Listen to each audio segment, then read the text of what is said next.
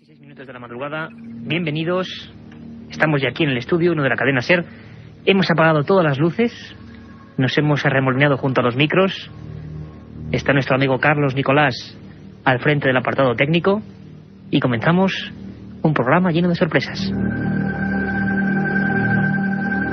Un equipo, como siempre, compuesto de Katia Rocha, Carlos Barroso, Carmen Porter y este que os habla, Iker Jiménez. Y me vais a permitir una cosa muy especial, que no solemos hacer casi nunca. No solemos personalizar las cosas, pero nos ha emocionado un comentario de Manuel Castro en su edición multimedia de la Asociación de Radioaficionados de Barcelona. Un magnífico trabajo que hacen mensualmente sobre un sinfín de temas y que en la edición correspondiente a estas fechas de Navidad pues tenían a bien hablar de este programa, hacer un estudio amplísimo sobre este programa. Solo te puedo decir, Manuel Castro, que pocas veces se han dicho cosas de ese tipo, para este tipo de radio, con ese tipo de calidad y sobre todo intentando llegar hondo. Ha sido una sorpresa auténtica, ha sido realmente bonito saber que hay gente, sobre todo los radioaficionados, con ese nivel de exigencia, que nos seguís y que tenéis ese criterio de nosotros. Ese es el mejor premio, no lo dudéis. Lo hacía Manuel Castro en esa edición multimedia de los radioaficionados de Barcelona, una auténtica sorpresa, un regalo de Reyes para este equipo.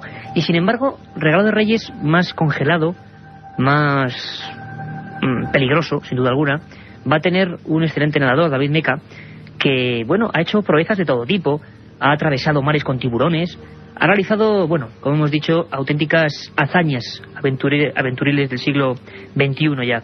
Y la última que se ha propuesto, ni más ni menos, es la de cruzar el lago más célebre del mundo, el lago más popular por su misterio, que se encuentra, ya lo estaréis todos imaginando, en una zona de Escocia. Carmen Porter, buenas madrugadas. Buenas madrugadas, Iker. David Meca, todo un campeón, ¿eh? Pues sí, todo un campeón que ha tenido a bien atendernos en Milenio 3. Hemos podido entrevistar por ese reto que va a realizar pues a finales de enero, principios de febrero. Está esperando que le den el gobierno de Escocia esa licencia para poder adentrarse en las aguas del lago e intentar atravesarlo. Es muy curioso, Carmen, porque muchos oyentes nos escribíais a milenio3, con número, como siempre, @cadenaser.com, milenio3 @cadenaser.com, preguntándonos por el misterio de este lago y la historia de David Meca, que ha salido en diferentes medios.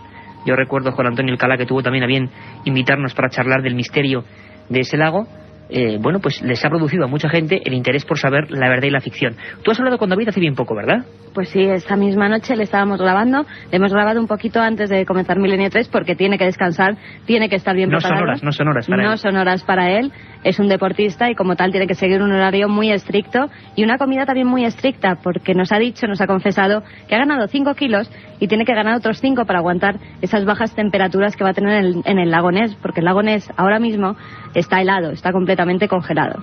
Bueno, pues vamos, si quieres, Carmen, ir escuchando las diferentes fases por las que David te ha ido confesando. Incluso en algunos momentos es muy interesante el temor a la historia del lago, porque será cierto, será incierto. Lo cierto es que, y valga la redundancia, durante muchos años, casi décadas, bueno, pues la policía escocesa incluso ha indagado en el asunto de un supuesto animal que muchos, bueno, califican de plesiosaurio, que desde luego debería estar científicamente extinguido hace mucho tiempo, pero que al parecer, según ellos, aparece ahí, incluso atacado a personas. Carmen, ¿qué te ha ido contando David Meca?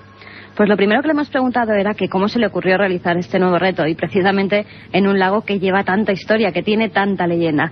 Y si queréis vamos a escuchar a David Meca, porque esto era lo que nos contestaba. Atraído por la leyenda o por las historias, hace tiempo que tenía en mente de intentar esta hazaña, ¿no? Este récord. Y así vino la cosa, pues un poquito el probarme cada vez un poquito más y conseguir pues retos que quizás nadie haya conseguido. David Meca con un nuevo reto, una nueva hazaña, un nuevo desafío, y que en un principio se consideraba muy escéptico en torno a la existencia de un presunto animal desconocido, pero que poco ha ido variando, ¿no? Ha ido hablando entre otros con nosotros, y yo creo que al pobre le hemos metido ideas en la cabeza, pero que desde luego para nada van a contrarrestar su fuerza. Yo le dije en una ocasión que él podía con el monstruo y con cualquier cosa de existir ¿no? Luego profundizaremos, nunca mejor dicho, en las aguas del lago Ness. Meteremos un micro de la serie y veremos cuál es la historia, la leyenda y la realidad. Carmen. Pues sí, hemos seguido hablando con David, que además hay que agradecérselo porque ha sido muy amable con nosotros, estaba hasta arriba de entrevistas y nos ha concedido un huequecito para Milenio 3. Y nos contaba pues las historias, él ya ha estado allí, ya se ha introducido en estas aguas y nos decía pues cómo era, nos describió un poco el paisaje de qué es lo que podemos ver en el lago Ness y qué es lo que se puede encontrar el viajero que hasta allí acuda. Eso es lo que nos decía. Pues la verdad es que es un lago negro, negro, negro. Es el lago, bueno, más oscuro yo diría que he visto en mi vida y es por ello que es difícil, dicen, de fotografiar al monstruo ese. E incluso hay cámaras submarinas, pero que no pueden ver más allá de 2 o 3 metros de distancia, ya que el agua es tan oscura, tan negra. También hay que decir que es el lago, uno de los lagos más profundos que existen y, como he dicho antes, se comunica con el mar, pues todo eso lo hace un lago muy misterioso y si decimos que también hay un castillo en ruinas al lado y que todo está así como helado y lleno de nieve en trocitos, y o sea que es muy impactante. Un paraje desde luego apto para la visión de un monstruo, ¿no? Y para que la leyenda popular hable precisamente de anomalías. Lo que no todo el mundo sabe es que no solo en el lago Ness, sino en otros puntos concretos lacustres de Escocia y de otros países, también hay leyendas de saurios perdidos en el tiempo. Un día, y sé que es mi cantinela, haremos un programa sobre esos monstruos marinos, o monstruos en lagos en concreto, y que desafían al tiempo. Hace no mucho se volvían a pescar celacantos, que debían estar extinguidos hace 170 millones de años, y estaban vivitos, muy cerquita de Madagascar. O sea, que a veces la fauna, la zoología, tiene a bien concedernos sorpresas de este tipo. Esperemos que David, que va a hacer una auténtica proeza, no nos imaginamos lo que es atravesar ese lago, ya no solo por la leyenda, sino por la dificultad física, pues esperemos que no le salga ningún monstruo. O sí, tendríamos que ir entonces los compañeros de deportes y los de Milenio 3. Él no cree mucho en la bestia, en la leyenda de Nessie. Lo que sí es que se está preparando muy duramente. Antes hablábamos de ello, hablábamos de ese peso que ha tenido que ganar para soportar esas temperaturas. Y nos hablaba sobre eso. David nos ha contestado a la pregunta de cómo se tenían que preparar físicamente y hasta incluso psicológicamente. Físicamente estamos preparados porque estamos entrando muy fuerte cara al Campeonato del Mundo que tendremos este año en España, además. Pero mentalmente todavía me falta un poquito. El otro día cuando nos lanzamos allí, aunque yo llevo gafas negras porque no quiero ver nada, y yo soy de los que piensa que no existe ningún monstruo allí ni nada, pero tanta historia detrás y tantas fotografías que se logran ver en internet y tantos vídeos y eso, pues quieras o no, la gente me ha ido comiendo la cabeza y tengo miedo. Es por ello que llevaré esas gafas negras.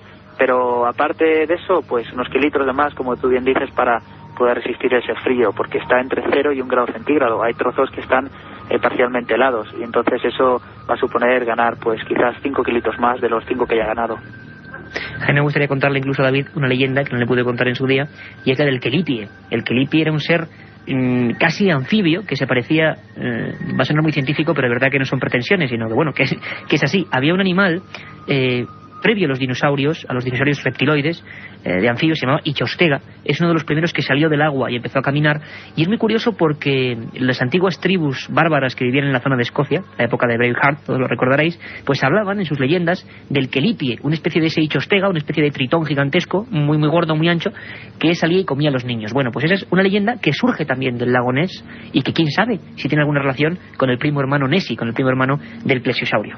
Sí, que también a David le comentábamos que hay muchos testimonios de gente que ha asegurado que han visto a Nessie. Auténtico pavor en algunas zonas del lago. Efectivamente, incluso han salido fotografías a través de internet, se han publicado en numerosos medios de comunicación, pero le preguntábamos si había hablado con gente del lugar, porque sabemos que se ha formado un gran revuelo en esa primera inmersión que ha tenido David Meca en el lago Ness. Y esto era lo que nos contestaba David. He hablado con muchísima gente allí, pero al final decidí no hablar con ninguno y mejor hacer oídos sordos, porque, bueno, yo no sé si son los pescadores de allí o la gente que todo lo exagera más, pero la verdad es que te da miedo oírlos, porque, bueno, dicen que tiene 2 jorobas, que mide 25 metros de largo y 4 de ancho, que nada a 35 kilómetros por hora, o sea que mejor no escuchar a esa gente, porque si no me parece que sería imposible mentalmente el conseguir este reto. En esa primera inmersión también David nos comentaba que había notado que había fuertes corrientes en ese lago que quizás pudieran dar alguna explicación a lo que han sido pues vistas que se hacían formaciones en forma de V en el lago. Sí, algunas fotografías, Carmen, que parece que algo dejaba una estela, algo físico de un gran tamaño que dejaba una estela. Bueno, pues David es más racional y nos contestaba una cosa muy curiosa, nos daba su teoría de lo que pueden ser esas 2 apariciones y esas visiones del monstruo del lago Ness. Pienso que no, que todo es pues eso, ¿no? Las corrientes tan peligrosas que hay allí, que es como, pues eso, muy peligroso, un lago donde ha desaparecido lamentablemente mucha gente, pero por otros factores, pienso.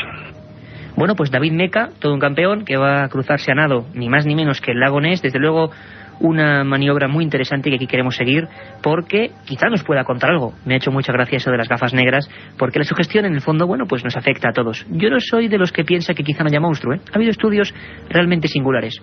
Os propongo que después de estos consejos publicitarios, como decía antes, nos metamos con el micro de la SER dentro del lago Ness. Milenio 3, con Iker Jiménez, en la cadena SER.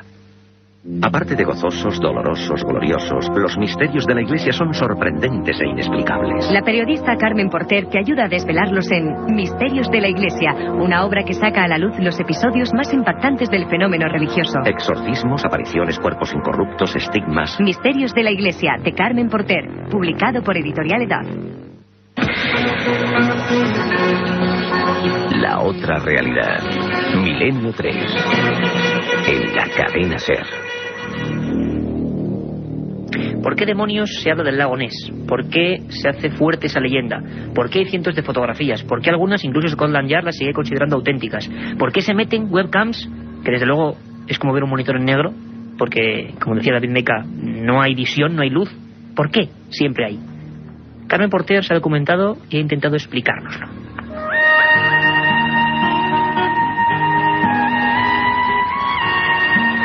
Las leyendas acerca de monstruos marinos han atemorizado a la gente del mar desde la época de Aristóteles y Plinio, pero el mito más difundido ha sido el del ser que habita en el lago Ness, situado en el canal de Caledonia, en Escocia.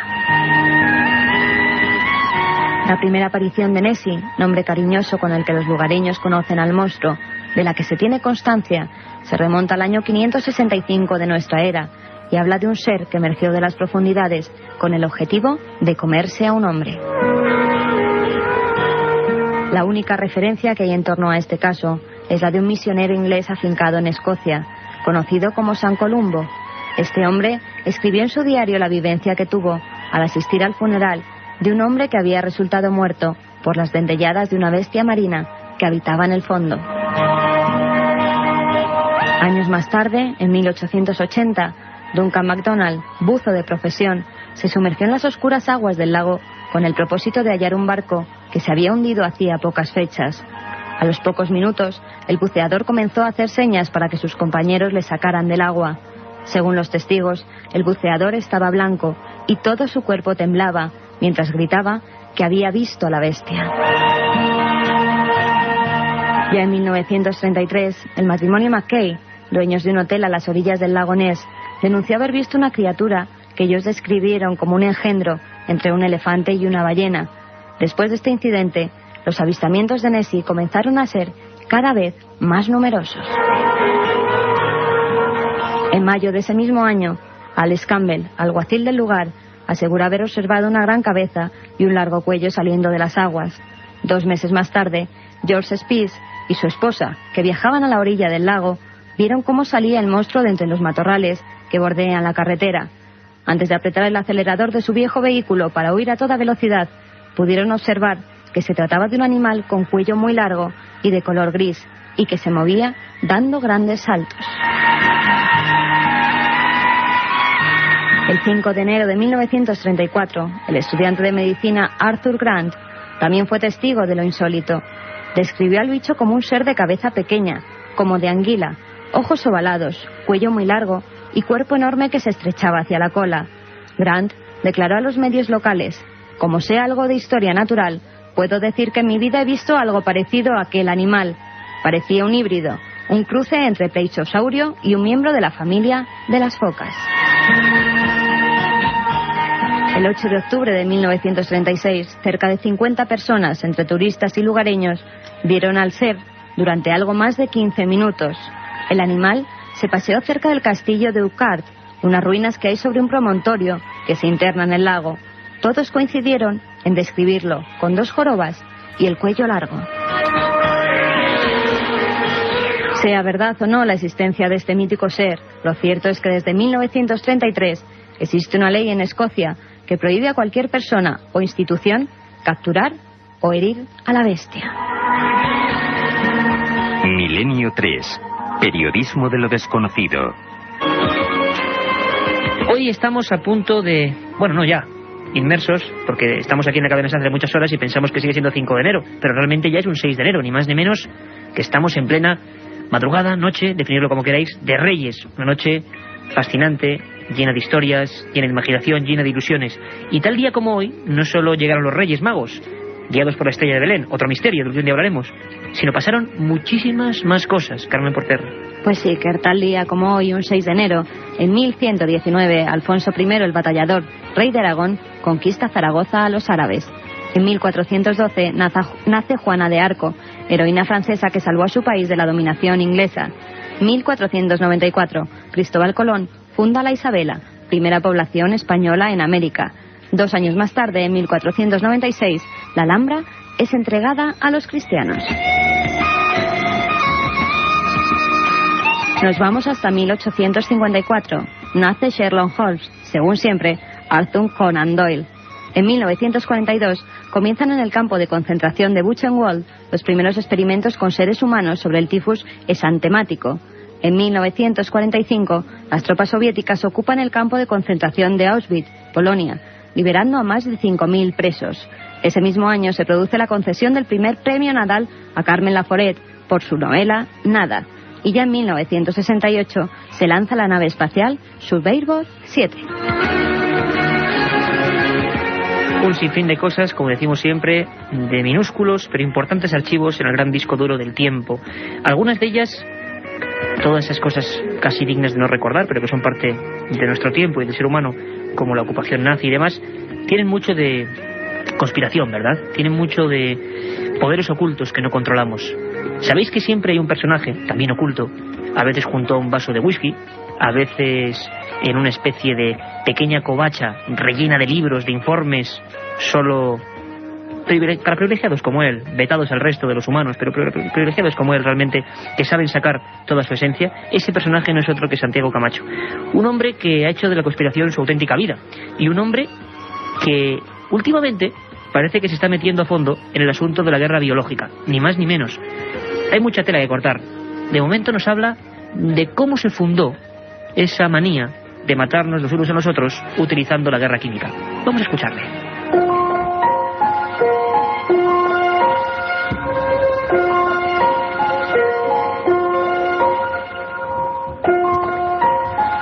El armamento biológico y su potencial amenaza terrorista se han convertido en una de las obsesiones de nuestro recién estrenado siglo. Sin embargo, se trata de un fenómeno muy antiguo, tanto que la terrible peste negra que asoló la Europa medieval tuvo su origen en la práctica de catapultar cadáveres infectados sobre las murallas de las ciudades sitiadas.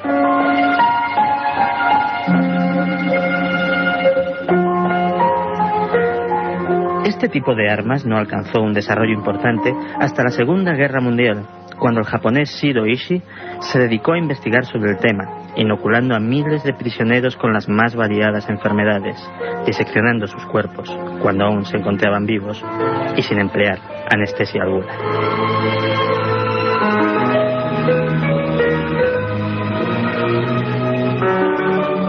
Finalizada la contienda, el general MacArthur en persona amnistió a Ishii y su equipo de todos sus crímenes a cambio de que compartieran sus descubrimientos con el ejército estadounidense. Poco importaba que esos descubrimientos se hubieran obtenido con la sangre y el sufrimiento de miles de compatriotas torturados sin piedad hasta morir.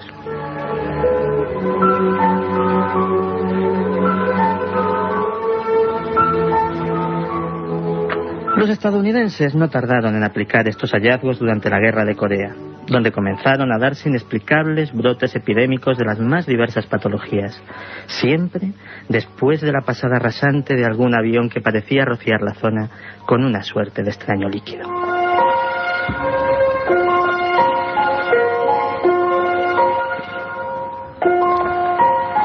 Durante la década de los 60, los experimentos continuaron en Estados Unidos. Para estudiar los patrones de dispersión de los agentes patógenos, se diseminaron bacterias en el sistema de ventilación del metro de Nueva York y hasta en el mismísimo Pentágono. En San Francisco, de hecho, hubo incluso víctimas mortales a causa de estas prácticas.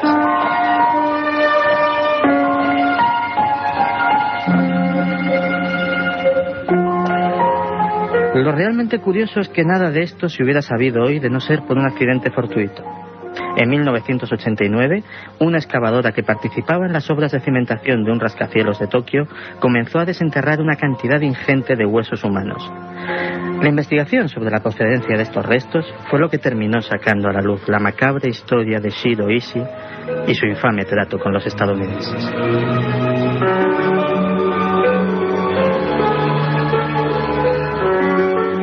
Milenio 3, con Iker Jiménez, en la cadena SER.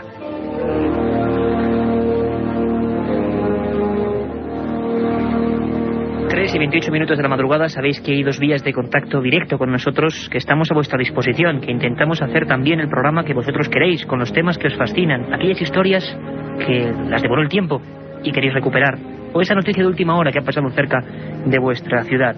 Nosotros, todo el equipo, hacemos caso a cada uno de los mails que nos llegan a milenio3@cadenaser.com, milenio3@cadenaser.com, y también ese contestador 915324532, 915324532. Milenio 3 lo hacéis también, por supuesto, vosotros. Caramba con Shiro Ito, menudo personaje siniestro y casi diabólico. Un accidente, como pasa muchas veces, resuelve y desvela una historia oculta en esas conspiraciones extrañas de las que Santi Camacho nos trae buena cuenta cada semana, cada madrugada, cada segunda edición, porque sabéis que la primera siempre es de 10:30 a 11. Y ahora llega un momento de placidez, un momento que si estáis de viaje, si estáis en la cama, si estáis en el trabajo, si estáis en guardia en algún lugar, vigilando personas, vigilando enseres, bueno, siempre es interesante, y nos lo pedís mucho, anotar algunas referencias bibliográficas. Sabéis que siempre elegimos en nuestra biblioteca un libro moderno y un libro antiguo, algo que consideramos digno de ser conocido. O sea, cuando casi el reloj de la cadena SER ahora mismo da la señal, abrimos las puertas de nuestra biblioteca, la vieja biblioteca de Milenio 3. La biblioteca de Milenio 3.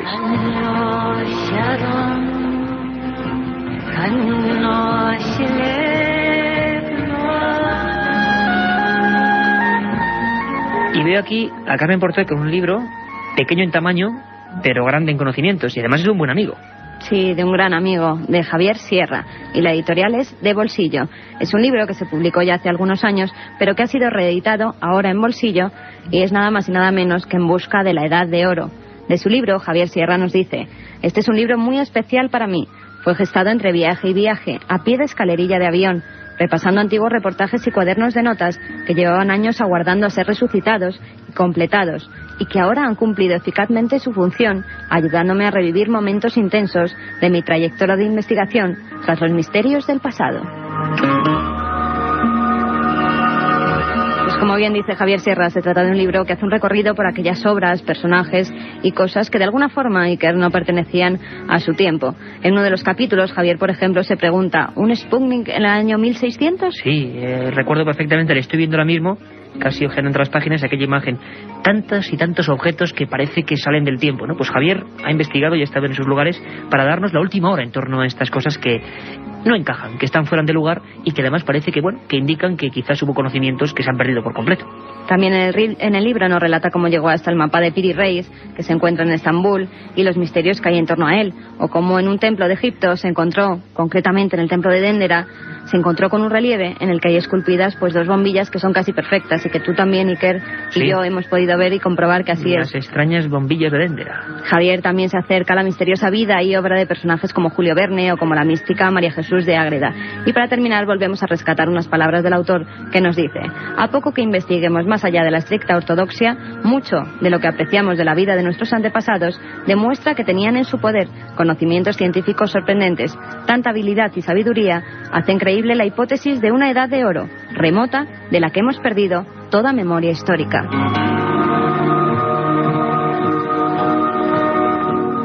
Y que hay que avisar a nuestros oyentes que si quieren acudir a la presentación de este libro pueden hacerlo el próximo día 16 de enero a las 8 de la tarde en la librería De Viaje, que está en la calle Serrano número 41 en Madrid.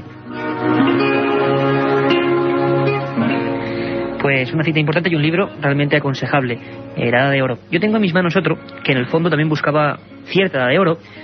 Tiene ni más ni menos ya que 28 años, casi como el que esto suscribe. Antonio Rivera, Operación Rapa Nui y un inmenso Moai de la isla de Pascua, mirándonos desafiante desde la portada.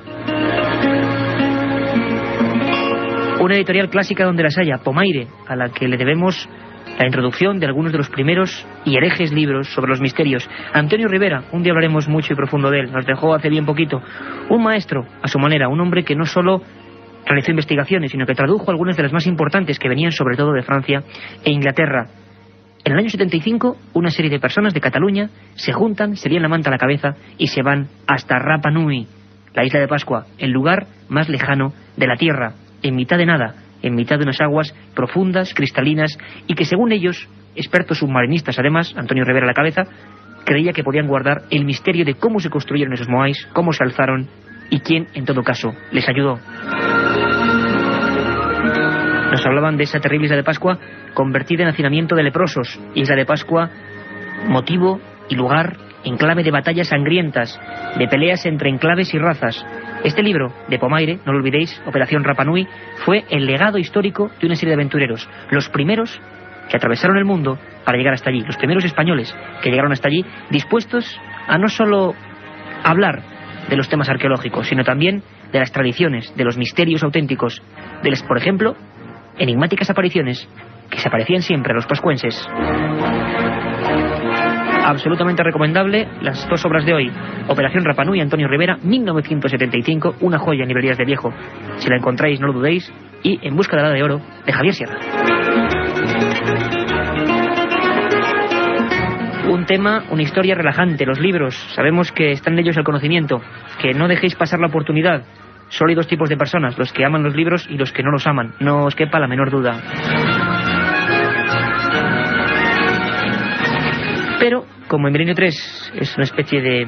todo es una especie de montaña rusa, que gira, que sube, que baja, pues sintiéndolo mucho, vamos a dejar este aspecto absolutamente reconfortante, casi nos imaginamos todos en un sillón leyendo, pasando las hojas, y vamos a acudir a algunas de las historias que más os gustan.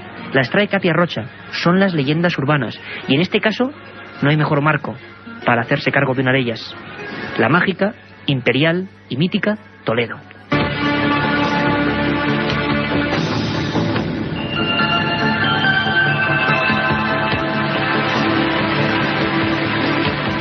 Esta leyenda sucedió, ¿no?, hace algo más de medio siglo en una ciudad de Toledo, Talavera.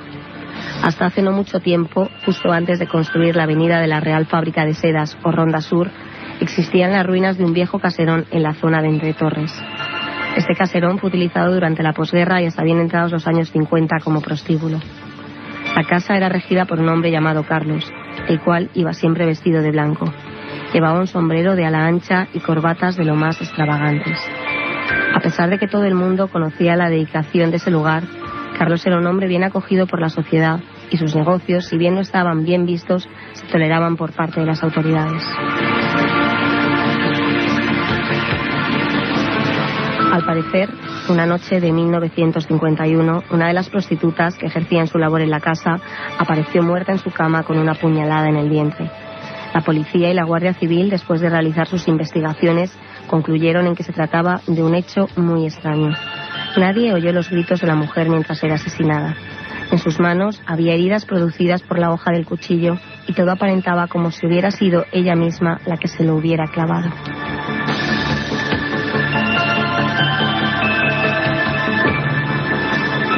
Los análisis forenses determinaron un suicidio y algo más. La prostituta estaba embarazada. La autopsia así lo confirmaba, y también el testimonio de una compañera de la joven prostituta. Poco antes de morir, la supuesta suicida se lo había confesado, pero lo que más le extrañaba a su amiga es que ella estaba contenta con su estado de buena esperanza. Quería dejar la vida nocturna, buscarse otro empleo y llevar una vida respetable para cuidar de su hijo junto al padre de la criatura, al que siempre se refería como su ángel, por lo blanco e inmaculado que siempre iba.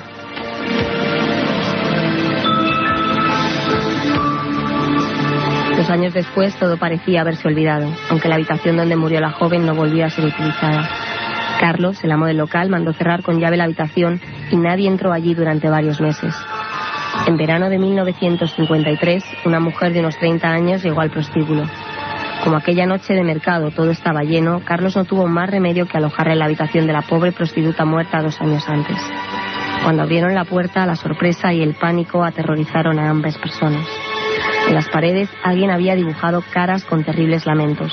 También había cruces y animales como lechuzas, gatos y ratones.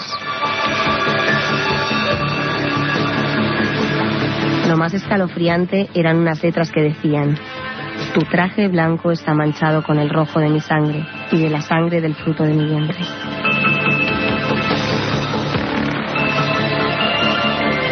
Carlos, nervioso, alojó a la nueva mujer junto a una compañera y a la mañana siguiente mandó pintar el cuarto. Sin embargo, y a pesar de su esfuerzo, las caras de lamento y las palabras misteriosas volvían a aparecer una y otra vez en la pared. Carlos empapeló el cuarto, pero una súbita humedad hacía que los lienzos se cayeran y brotaran de nuevo las terribles imágenes. La voz empezó a correr por la ciudad y un mal día Carlos tuvo que cerrar su negocio y se marchó de Talavera. Un año después apareció desnudo, tumbado en su cama y con un puñal clavado a la altura del aparato reproductor. En una silla y junto a la cama, su traje blanco teñido a partes de rojo. Era sangre, pero esa sangre no era de Carlos.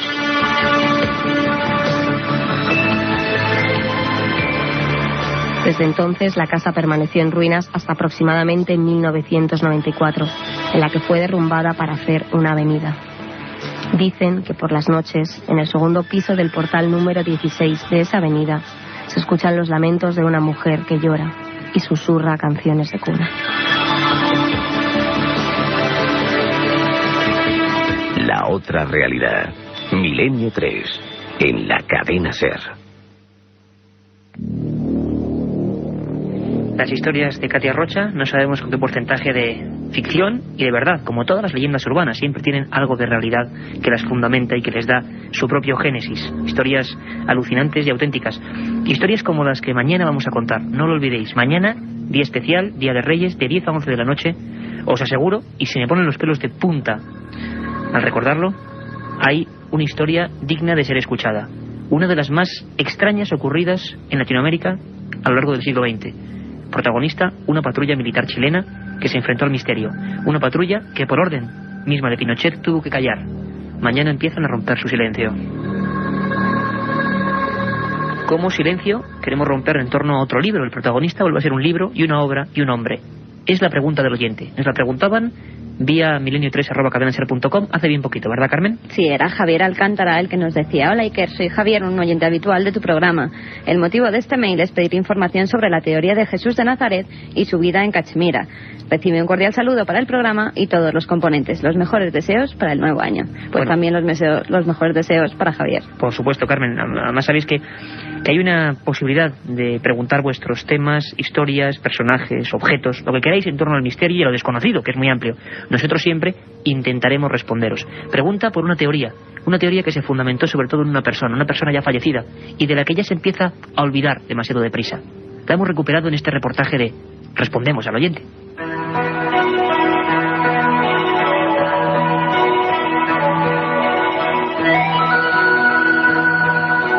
En 1976, la ya desaparecida editorial ATE entregaba a sus distribuidores un libro de tapa dura y con la foto de una tumba en la portada. El título: Jesús vivió y murió en Cachemira.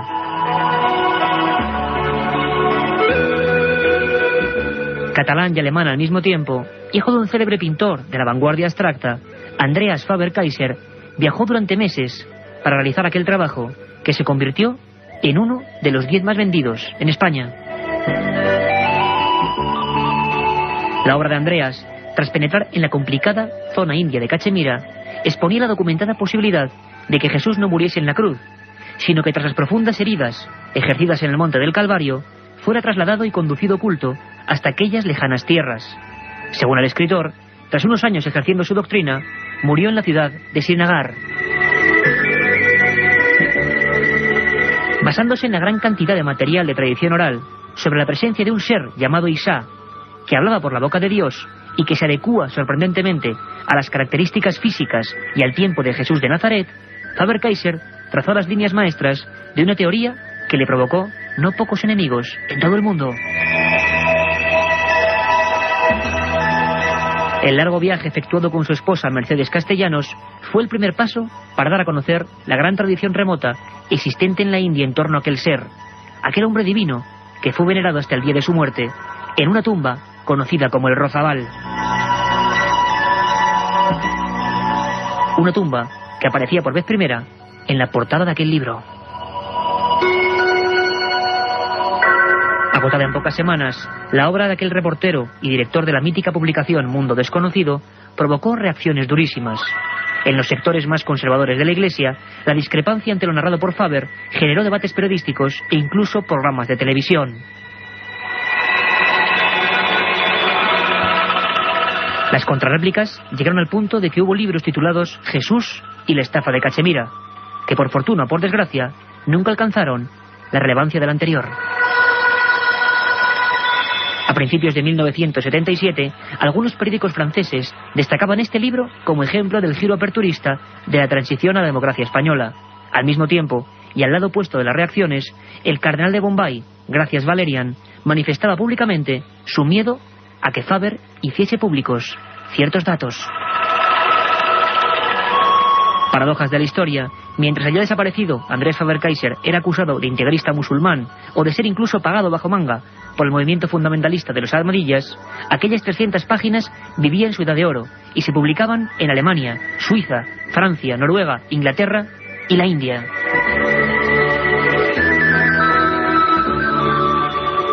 Una repercusión, la de aquel Jesús vivió y murió en Cachemira, jamás alcanzada por ninguno de aquellos viejos libros, entrañables y reveladores, de la ya desaparecida Editorial Ate.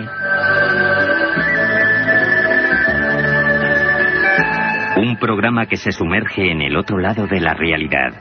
Milenio 3, con Iker Jiménez y todo su equipo en la SER. Primer día, llegada al hotel y alojamiento. Segundo día, ruinas de Petra y pistas de Nazca. Tercero, Sábana Santa de Turín, pirámides de Egipto. Ninguna agencia te ofrece un viaje como este, lleno de misterio y aventuras. Solo Iker Jiménez te lleva a las fronteras de lo imposible. Un viaje de 150.000 kilómetros que recorre el lado más enigmático y sorprendente de la historia. Fronteras de lo imposible, de Iker Jiménez, publicado por Editorial Edad. Un viaje en busca del misterio. Milenio 3, en la SER. A veces hay que recordar los que han sido grandes maestros y personas sobre todo valientes. No sé si equivocados o no, pero valientes. Es el caso de Andreas Faber-Kaiser, director de aquella mítica revista Mundo Desconocido, que sigue siendo, sin duda alguna, la mejor de todas las publicadas en este país. Y si mañana hablamos de la patrulla del Cabo Valdés y de una historia alucinante ocurrida en Chile, ese magnífico país, pues ahora nos vamos a ir muy cerquita, casi a la frontera, por el norte del largo y extenso Chile. Nos vamos a Perú, uno de los países más enigmáticos del mundo. Y ya sabéis quién se va, el que más suerte tiene de este equipo, don Carlos Barroso, que siempre coge la mochila, unas buenas gafas para ver todo perfectamente, con nitidez, y traernos las imágenes. Y también, como no, el micrófono amarillo de la SER, que va a todas partes donde hay misterio. En esta ocasión, ni más ni menos que la ciudad perdida de los incas. Esa maravilla del mundo antiguo que sigue ahí, enhiesta, con su grandeza, en las selvas peruanas, Machu Picchu.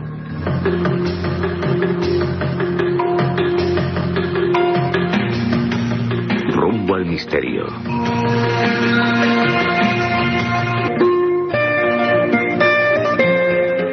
La ciudad de Pichu está ubicada a 130 kilómetros al noroeste de Cuzco, en la provincia peruana de Urubamba. El enclave, probablemente habitado por los incas desde finales del siglo XV hasta mediados del siglo XVI, está rodeado de misterio por los cuatro costados. Todavía no se sabe con exactitud la finalidad para la que fue construida. Situada en la cima de una montaña, Machu Picchu se encuentra a más de 2.700 metros de altura. Nadie sabe cómo se las arreglaron los quechuas para transportar hasta allí los grandes bloques de piedra que emplearon en su construcción. En realidad, todo el complejo constituye un lugar majestuoso, impresionante y realizado con una gran habilidad arquitectónica. Desde ese lugar, perdido en medio de selvas y precipicios, Machu Picchu sigue desafiando al tiempo desde las alturas.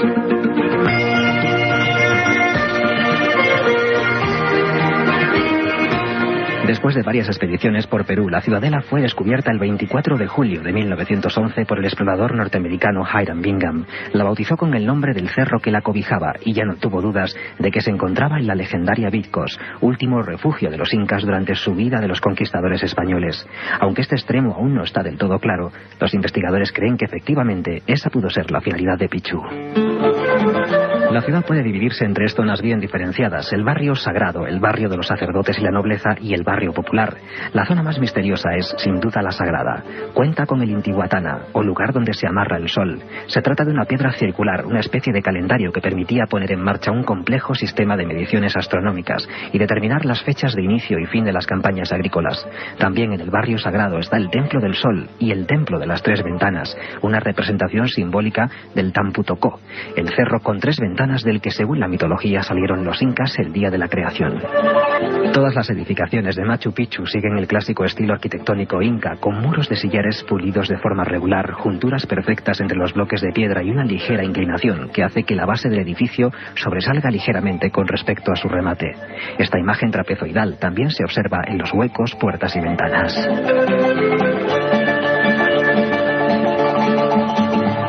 Picchu también es conocida como la ciudad de los andenes, las escalinatas y las fuentes de agua. Hay más de 100 escaleras, algunas con más de 100 peldaños. En muchos casos, las pequeñas escalinatas de 8 o 10 peldaños han sido esculpidas íntegramente en un solo bloque de roca de granito. También abundan los estanques y fuentes de agua, labradas en piedra e interconectadas por canales y desagües perforados en la roca.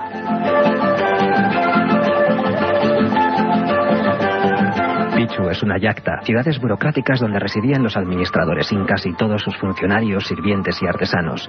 No obstante, fue construida en un lugar recóndito e inexpugnable para jugar un papel especial: ser el refugio y morada de lo más selecto de la aristocracia en caso de un ataque por sorpresa.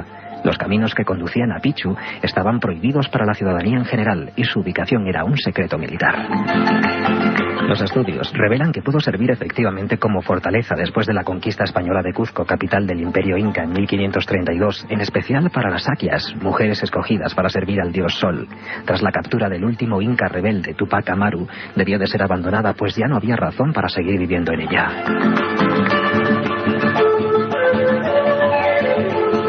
Sin duda, Machu Picchu es un lugar rodeado de historia, cultura, misterio y enigmas aún no resueltos, legado de una cultura desaparecida que constituye un destino mágico para los amantes de los paraísos perdidos.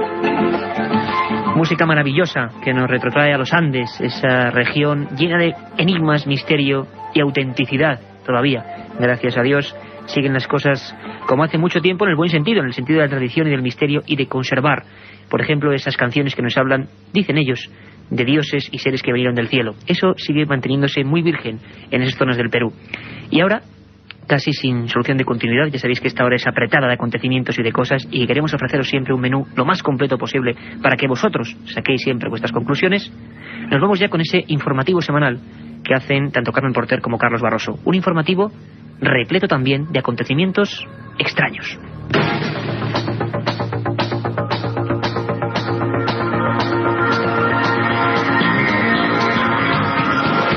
Parece que Eva ha llegado a Estados Unidos. ¿Y quién es Eva? Pues se trata de la recién nacida más misteriosa de todos los tiempos. Todo el mundo habla de ella, pero nadie la ha visto, nadie sabe cómo es, y lo que es peor, nadie sabe a ciencia cierta si existe realmente. Eva es, según la empresa Clonaid, fundada por la secta religiosa de los raelianos, el primer bebé clonado que ha nacido en el mundo. Es hija y réplica de una mujer estadounidense de 31 años. Eva nació por cesárea, aunque se desconoce en qué país del mundo, quién es su madre y en qué ciudad norteamericana se van a realizar las pruebas de ADN que supuestamente deben confirmar la veracidad de la clonación. Enseguida vamos con ello, antes, como siempre, el avance de otras noticias con Carmen Porter.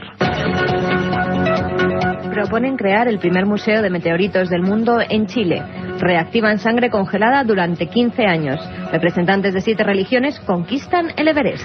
Dicen que Eva ya está en Estados Unidos. Dicen que es el primer bebé clonado de la historia, que ha nacido por cesárea. No se sabe exactamente dónde. El problema de todo esto es no solo el debate que ha generado la posibilidad de que sea cierto, sino los autores de tal experimento, una empresa fundada por la secta de los raelianos que defiende que el mundo lo crearon los extraterrestres hace 25.000 años. Según Clonaid, la niña Eva fue producida mediante la extracción del núcleo de un óvulo no fertilizado y el injerto de material genético de otra célula de su madre. Posteriormente, los científicos dicen haber estimulado la multiplicación de las células mediante un baño químico o un choque eléctrico. Se desconoce en qué país fuera de Estados Unidos nació la niña, quién es su madre, a qué ciudad de este país llegará y qué pasará si las pruebas de ADN confirman la veracidad de esta clonación humana. Lo cierto es que el nacimiento de Eva ha desatado un debate ético dentro y fuera del gobierno de Estados Unidos. Un grupo de paleontólogos alemanes y mexicanos ha descubierto al noroeste de México un ejemplar casi casi completo de un pliosaurio, un reptil marino que vivió hace 150 millones de años. Está considerado como el mayor de la familia de los saurios. Según el equipo de paleontólogos del Museo de Ciencias Naturales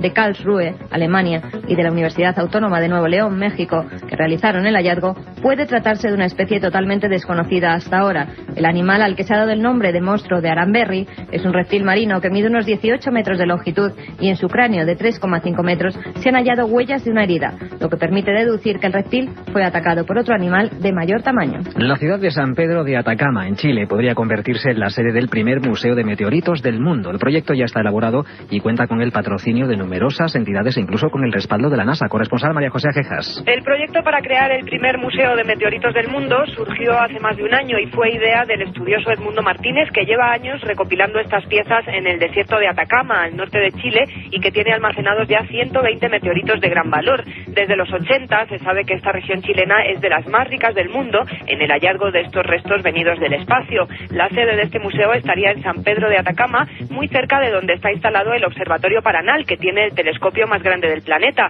El museo tendrá, además de una sala de exposiciones, una galería subterránea con un mapa estelar, una biblioteca y un laboratorio para científicos que quieran estudiar los meteoritos recopilados en esta región.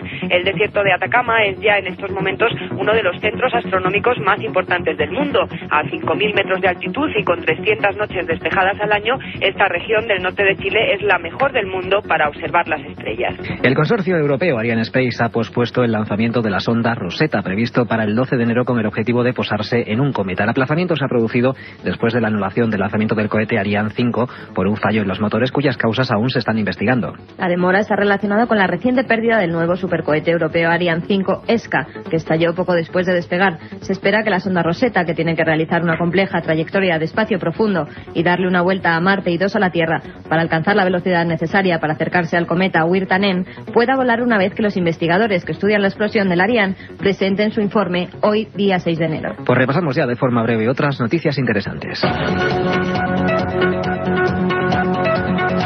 Científicos estadounidenses han logrado reactivar sangre humana de un cordón umbilical congelado durante 15 años. Los científicos de la Escuela de Medicina de la Universidad de Indiana y 2 investigadores del Instituto Nacional de Salud descongelaron la sangre del cordón umbilical conservado hace 15 años y probaron su viabilidad.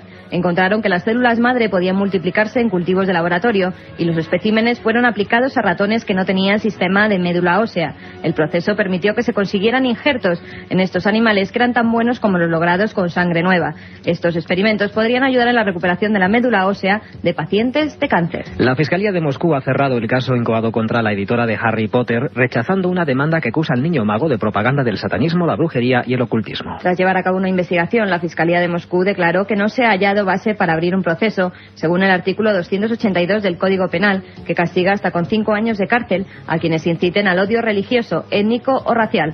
La Fiscalía, que proponía crear una comisión integrada por escritores, maestros de escuela y clero ortodoxo para un minucioso peritaje de las aventuras de Harry Potter, ha tenido que dar marcha atrás y dar carpetazo al asunto. Y una más, los dioses a la conquista del Everest. Representantes de las 7 principales religiones del mundo van a escalar el pico más elevado de la Tierra para promover la paz y la tolerancia. La expedición a la cima está integrada por 10 alpinistas de varios rincones del planeta y servirá para conmemorar el 50º aniversario del primer ascenso hasta la cumbre. La expedición tratará de alcanzar la cumbre en mayo de 2003, justo en el mes en el que Edmund Hillary y Tenzing Norgay se convirtieron en los primeros hombres en poner el pie en la cima del Everest. Más de 1.200 personas han repetido la hazaña desde entonces, pero otras 200 han muerto en el intento de completar la escalada. Pues por hoy es todo. Ya saben que las noticias vuelven a Milenio 3 dentro de exactamente una semana.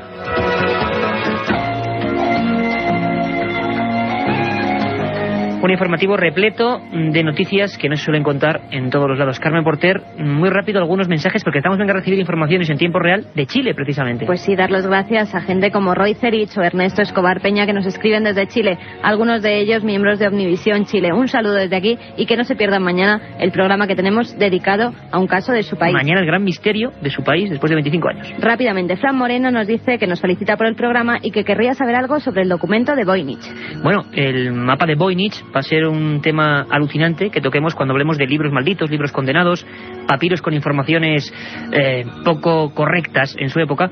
Hay un lugar ahora donde podéis ir, como siempre en todo este programa, ikerjimenez.com, www.ikerjimenez.com. Están todos los programas de Milenio 3 y está además un reportaje extensísimo sobre el manuscrito Voynich con imágenes de él. Juan Oliver, nos impone. Tema que tenéis que tratar en Milenio 3. Está bien. Es el tercer secreto de Fátima, uno de los mayores fraudes en la historia de la Iglesia. Bueno, fraude o no, eso ya no lo sabemos, pero desde luego lo trataremos. Con el misterio de Fátima también por completo, porque realmente, bueno, merece la pena. Y hay mucha gente, ¿verdad, Carmen?, que nos pregunta por crímenes españoles, que les gustó mucho la historia de Puerto Urraco. Hombre, gustarles no es quizá la palabra correcta, pero desde luego es una introspección en la mente humana, en hasta dónde puede llegar esta cosa que tenemos dentro del cráneo. Nos preguntan por el Casia, ¿verdad? Han salido 3 libros hablando de 3 cosas totalmente distintas. Bueno, vamos a hacerlo con mucha corrección y como somos nosotros, periodistas, para que vosotros opinéis. Nos vemos mañana, de 10 a 11. No os lo perdáis, de verdad. Todo un equipo dispuesto a daros lo mejor. Un abrazo fuerte. Más de cosas, secciones, vuestra participación, y como nada es casualidad, cuando estábamos preparando ese programa sobre el Madrid misterioso, el Madrid de los poltergeist, pues nos hemos encontrado con que en Sevilla nuestro magnífico amigo y compañero José Manuel García Bautista, nuestro jefe allí, el corresponsal en Andalucía, el que os trajo historias que tanto han impactado al público como el solar de la calle San Luis, ¿os acordáis?, en agosto, o hace bien poco el caso de la Diputación de Sevilla, pues ahora ni corto ni perezoso estaba en un lugar quizá menos público en el sentido de conocido, un restaurante muy concreto de la capital sevillana, donde están pasando cosas sencillamente sobrecogedoras. Don José Manuel García Bautista, compañero, buenas noches, bienvenido a Milenio 3. Buenas noches, Iker, buenas noches a toda la audiencia. Oye, ¿qué está pasando en un restaurante? No sé si podemos decir el nombre o no. Sí, se puede decir. El restaurante Viandas se llama, ¿no? Exactamente. ¿Está en alguna zona concreta de Sevilla, José Manuel? En pleno centro, en la calle La Araña. En pleno centro, menudo nombre, la calle de la Araña. Y allí están pasando cosas. Brevemente, José Manuel, ¿qué nos hemos encontrado? ¿Cómo te enteras tú, aunque tú te sueles enterar de casi todo lo que ocurre ahí en la capital sevillana? Pero, ¿qué ocurre? ¿Llegan a ti alarmados, con miedo? ¿Qué pasa? Pues el caso nos llega a través de un amigo, de Jesús, el cual tú también conoces, y bueno, nos comenta que hay un céntrico lugar, un céntrico restaurante donde están pasando una serie de cosas extrañas, ¿no?, que están, bueno, que tienen alterado a sus empleados. Nos vamos para allá y efectivamente hablamos con los distintos empleados del lugar, incluso hablamos con el propietario, y bueno, nos empiezan a relatar toda la serie de cosas que les están sucediendo, ¿no?, que prácticamente, como tú comentas, pues es de una clara sintomatología de poltergeist, ¿no?, desde ruidos raros, desde raps, hasta lo que son escuchar pisadas, escuchar presencia, incluso ver cosas. La verdad es que es un caso muy, muy interesante, Iker. Un caso donde se concentran todos los ejemplos vivos de lo que los alemanes en la antigüedad llamaban poltergeist, duende ruidoso. Y hemos comprobado que, a pesar de que este programa, lo digo siempre, se mete en lo policial, en lo histórico, en todo tipo de enigmas de la ciencia, pues sigue habiendo una atracción fatal, ¿no?, respecto a los casos de, entre comillas, fantasmas o manos invisibles. A mí lo que me ha llamado la atención, escuchando las grabaciones que has estado haciendo a los protagonistas de esta historia, y como siempre vamos a escuchar aquí sus voces, y cada uno luego opina en su casa, en el coche, donde estéis, porque en este programa vosotros sois los jueces de cada historia. A mí me ha impresionado que incluso el momento de alarma máximo llega cuando Raquel, la gerente de la empresa, llega a pedir un informe que se realiza de la empresa Securitas, de seguridad, donde parece ser, José Manuel, ahora vamos a escuchar su voz, pero parece ser que la alarma, que no sabe de subjetividades, recibe, digamos, los datos de una presencia física siempre en una tercera planta, donde nadie sube, y que parece que está ahí a las 3:30 de la madrugada durante mucho tiempo, activando o haciendo que esa alarma salte, ¿no? Efectivamente, porque la alarma, un volumétrico que está colocado en las 3 plantas, solamente registra movimiento allí, arriba, que precisamente en la tercera planta, una planta que está aún reformándose, que mantiene la disposición de antaño, y registra una presencia justamente en la planta en la que no hay nadie, en la que siempre está vacía. Entonces él registra una presencia, la alarma salta casi siempre a la misma hora, y bueno, allí que tienen que ir el dueño y el propietario a apagar la alarma, y sin saber ni cómo ni por qué. El caso es que de una fecha para acá, cuando se producen más lo que son los incidentes, ¿no?, con esa presencia, con ese poltergeist, pues es cuando ya han tomado la determinación de bueno, pedirle también esos informes a la empresa para que al menos tener algo más que apoye todo esto, ¿no?, que estamos investigando. Aparte de ello, incluso, Iker, se ha llegado el propietario Javier al punto de instalar cámaras por las noches que se la ha instalado la misma empresa para vigilar, bueno, pues lo que pudiera salir o lo que pudiera observar con toda la objetividad que tienen los aparatos electrónicos, ¿no? Para ver qué está provocando aquello, porque... Y veremos ahora, José Manuel, además, en unos momentos, o escucharemos, mejor dicho, aunque la radio también transmite perfectamente las imágenes, lo que han captado esas cámaras. Vamos a escuchar, José Manuel, si te parece, a Raquel, la gerente de este céntrico restaurante sevillano, donde lo están pasando bastante mal, y vamos a escuchar cómo ocurre, cómo esa empresa tiene que hacer el informe y qué estaba pasando en esa tétrica y antigua tercera planta, donde todos los empleados, todas las personas de limpieza, de restauración, pues bueno, veían y notaban, y se ha propagado el miedo entre ellos porque había sombras, presencias, golpes, movimiento de objetos, el típico poltergeist. Siempre la gente anda recordando poltergeist antiguo, pues esto ha pasado ahora mismo, y si está pasando ahora mismo, ahí están los micros de la SER. Escuchamos, pedimos disculpas un poco por la calidad de la grabación, estaba hecha con grabadora en el momento justo en que todo esto estaba ocurriendo, lo hace nuestro compañero José Manuel García Bautista, y este es el primer testimonio de ese caso que ahora está ocurriendo. Es Raquel y nos cuenta lo que llega a pasar con esa alarma y con esa presencia que los infrarrojos detectan. Hay un informe de Securitas de que suele sonar sobre las 3:30 de la mañana de que hay una presencia física en la tercera planta, en la escalera de subida a la tercera planta. Mi jefe se ha presentado en numerosas ocasiones, la puerta de entrada al bar está totalmente cerrada, tiene lo que es un dispositivo de infrarrojos con un volumétrico, y entonces lo que es curioso que ves en la tercera planta que hay una presencia física cuando desde que está en la planta baja del bar hasta subir a la tercera planta tienes que pasar por 2 o 3 volumétricos más, y sigue dando presencia física en esa zona. Se cierra arriba, se cierra todo todas las noches, incluso la tercera planta no se abre nada porque no se sube. Que se cambien arriba, habrá 2 compañeros que se atrevan a cambiarse, también porque ya están influidos el resto por el miedo. La otra realidad. Milenio 3, en la cadena SER.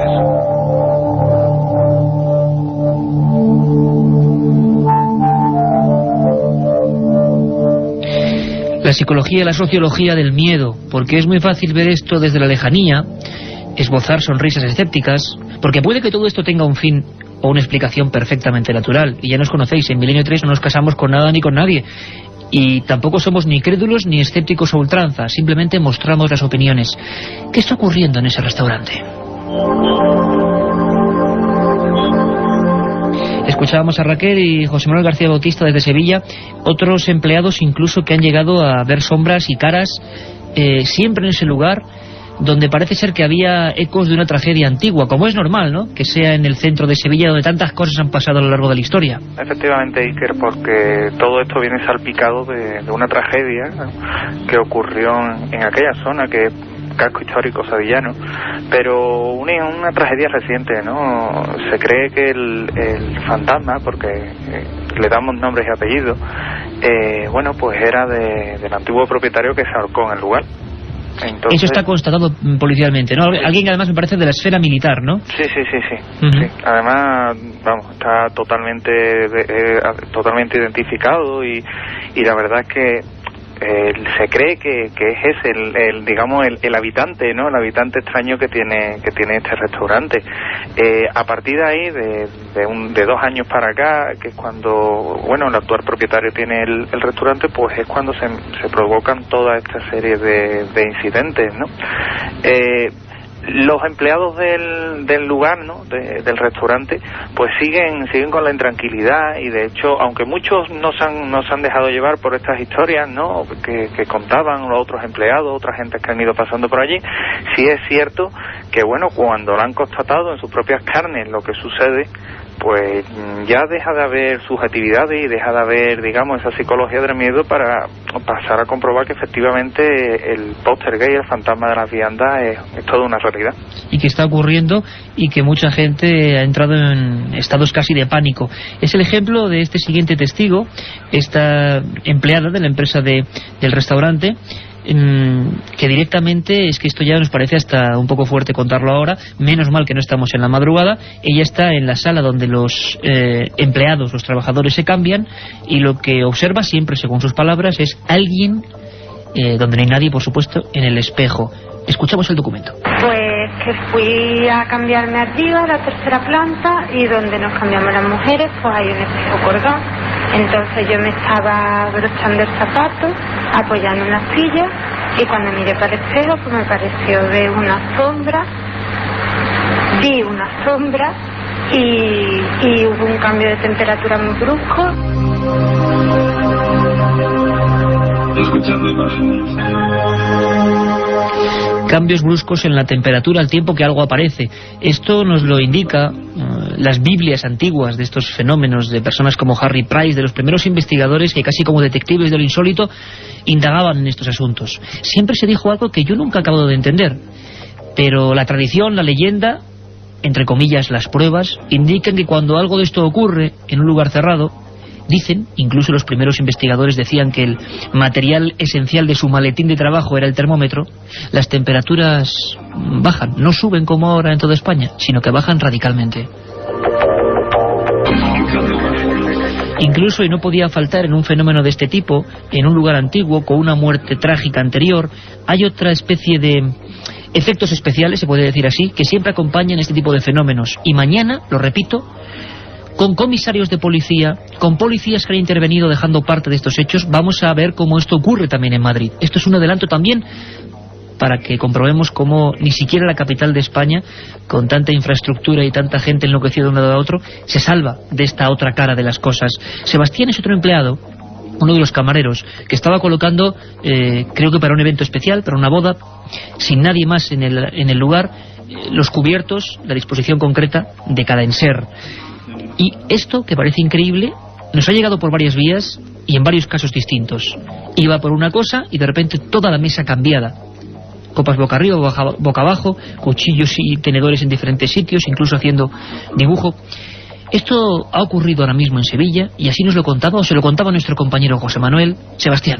Estando una tarde aquí haciendo la guardia, como se suele decir, estaba en la primera planta preparando una mesa, como esta que está viendo, ¿no? Y bueno, iba poniendo los cubiertos, el tenedor a la izquierda, el cuchillo a la derecha, y bajé para ver si falta plato, y cuando subí, pues había más o menos 4 filas de cubiertos al revés.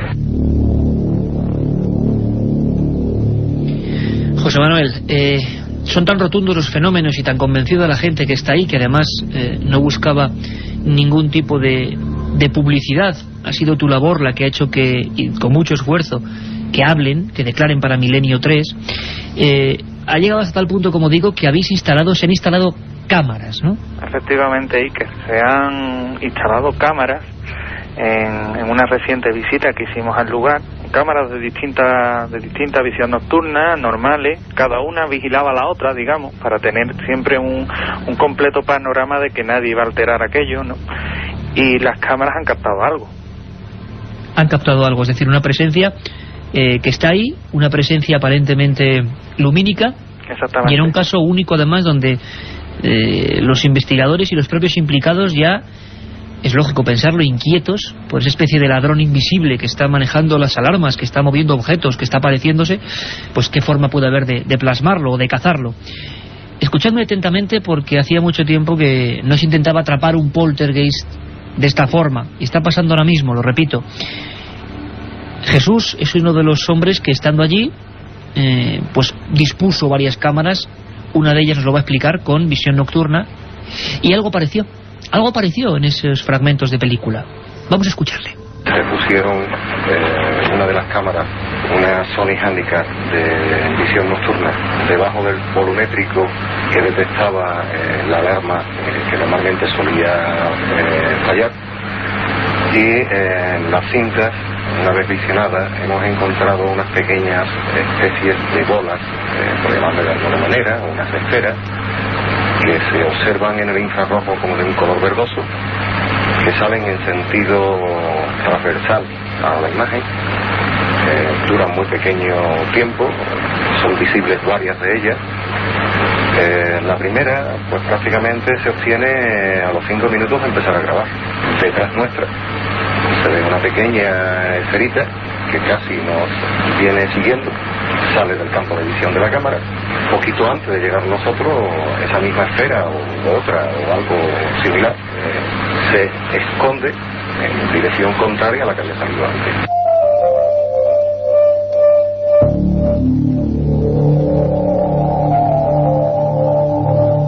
Las cámaras han sido testigos de lo que está pasando ahora en ese restaurante sevillano. Esperamos desde aquí, desde luego, que no haya complicaciones para los dueños de este lugar, que la gente, por favor, no acuda pensando, causando molestias, porque eso es un oficio como otro cualquiera, un restaurante, tienen que seguir su vida cotidiana.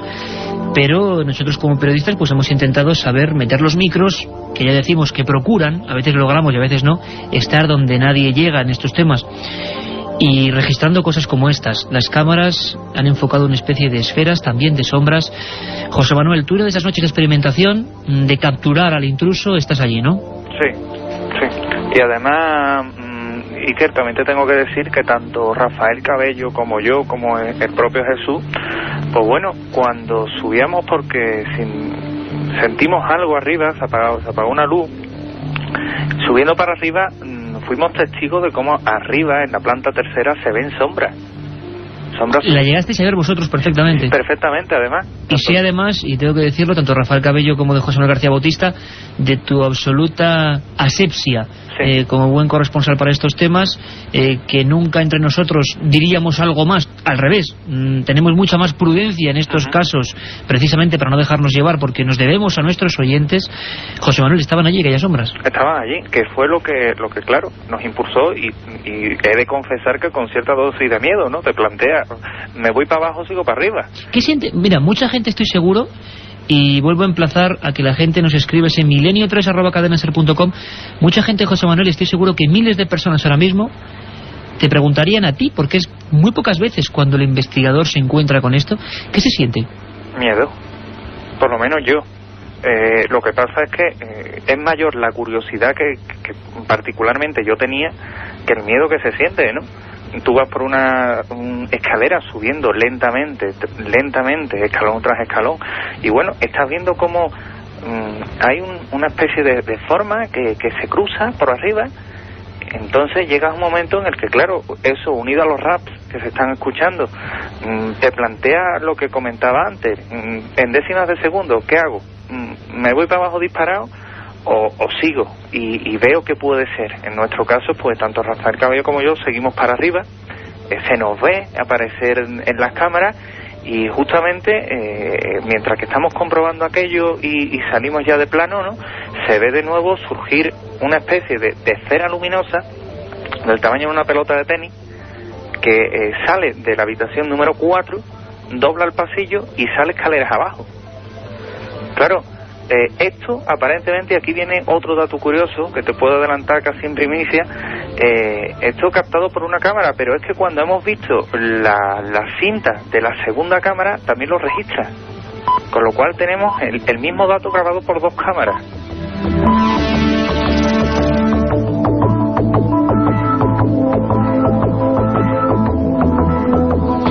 Pues ahí está el misterio, ahí están los casos, aquellas formas se desvanecen, son captadas por la tecnología como el vídeo, como la videocámara. Está ocurriendo ahora, esto es solo un primer adelanto, la investigación, porque José Manuel García o Rafa Cabello son, por supuesto, investigadores, además de contadores de estas cosas, y están involucrados a tope, y nos permiten de vez en cuando entrar en lo que es la vida de un auténtico investigador de estos fenómenos, sin creencias, sin mesianismos, sin opiniones a priori, y saber qué ocurre. Seguiremos informando, compañero, un gran trabajo, y a ver qué ocurre, y sobre todo un abrazo fuerte y tranquilidad y calma a los compañeros de ese restaurante en el pleno centro de Sevilla. Muchas gracias, Iker.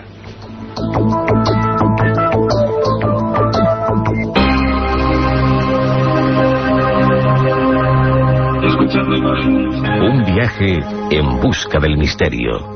Milenio 3, en la SER. Hemos pasado la frontera de las 10:30. Siempre os prometemos emociones fuertes, sean del campo que sean. A veces, como digo, navegando por los océanos. Vamos a volver a hacerlo hoy con los calamares gigantes. A veces metiéndonos en el mundo policial. Todavía suenan ecos. Ha habido gente que le ha encantado y que le ha molestado también a nivel político el programa que hicimos sobre Ciudad Juárez, las 300 muertas del desierto. Bueno, pues este programa, por favor, no lo encasillen. Este programa simplemente explora. Carmen, impactante, ¿verdad? Espeluznante lo que nos contaba nuestro amigo José Manuel García Bautista.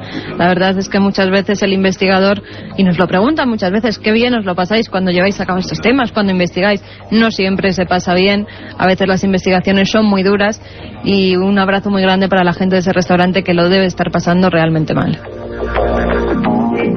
Y ahora, si os parece, para cambiar de tercio, como diría Manolo Molés rápidamente, en una larga cambiada, vamos a abrir ese archivo de los herejes, la galería de condenados, esas personas que, bueno, nos podéis solicitar, preguntar, plantear. milenio3@cadenaser.com, porque queremos saber a vosotros, a la audiencia, que sabéis que cada vez somos más, lo sabemos y lo comprobamos con vuestro cariño, ¿qué personajes os inquietan? ¿Qué personajes del hoy o del ayer os han llamado la atención, de cualquier campo? La ciencia, la investigación. En este caso vamos a ir de nuevo a esa especie de magia que se provocó a final del 19, que era la electricidad. Y es que yo, os lo digo sinceramente, yo, Iker Jiménez, soy un completo ignorante. Yo oigo la radio y no sé por qué salen las palabras de ahí. Veo la televisión y me parece que, desgraciadamente, nos manejamos con botones y no somos conscientes de esa magia, de que nos sigue la imagen y el sonido, que yo ahora mismo, que nosotros os lleguemos a todos los hogares de España. Esa es la magia de la tecnología, y se la debemos a hombres que fueron pioneros, se la debemos a auténticos aventureros, algunos pagaron con su vida. Hablábamos de Giordano Bruno, quemado por la Inquisición por, reivindicar la libertad de pensamiento. Hablamos de otro olvidado, Andrew Cross, al que, quien tuvo la desgracia de descubrir un ácaro y pensaron que se entrometió con Dios, y ese fue su gran error. Hablamos, en definitiva, de misteriosos personajes. Y hay uno, en el ámbito de la ciencia, que curiosamente, fijaros, tengo una nota aquí, en 1943, después de su muerte, la Corte Suprema de Estados Unidos falló a favor de un hombre de origen serbio que provocó mucho tumulto en la época, llamado Nikola Tesla. Decían que algunas de las patentes, como por ejemplo los transmisores de energía eléctrica, la bombilla, la radio, ni más ni menos, pertenecían a Nikola Tesla, en contra de Marconi, que le registró después que él. Es decir, hay un personaje, dicen, que hizo 700 inventos, que se adelantó a todos y que sin embargo murió de forma extraña. Era un hombre que atacaba la ciencia, que no aceptaba normas. Era un hombre llamado Nikola Tesla, que hizo un invento que dicen que podía ser la gran arma de la historia, aunque él era un pacifista, curiosamente, el rayo de la muerte. ¿Queréis conocer la historia de este serbio misterioso? Vamos allá.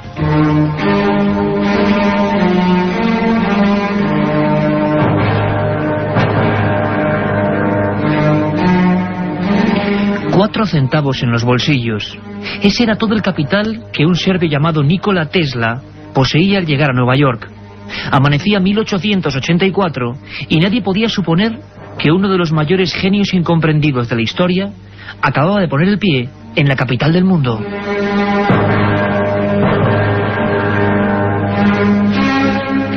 El laboratorio del célebre Thomas Alva Edison acogió al joven electrónico con los brazos abiertos. Sus cálculos, sus proyectos, sus demostraciones eran algo tan asombroso que pronto le hicieron ganarse muchos enemigos. El primero, el propio Edison, que consideraba la electricidad como un medio generador de negocio y de dinero. Y es que el extraño Nikola Tesla era un utópico. Creía que el poder de esa maravilla mágica llamada electricidad podía servirse a la humanidad a coste cero, por medio de sencillos sistemas que él había ideado. Criticado por el mundillo científico, que veía en él a un peligroso visionario extranjero, se autodesterró y decidió abrir su propio laboratorio de experimentaciones.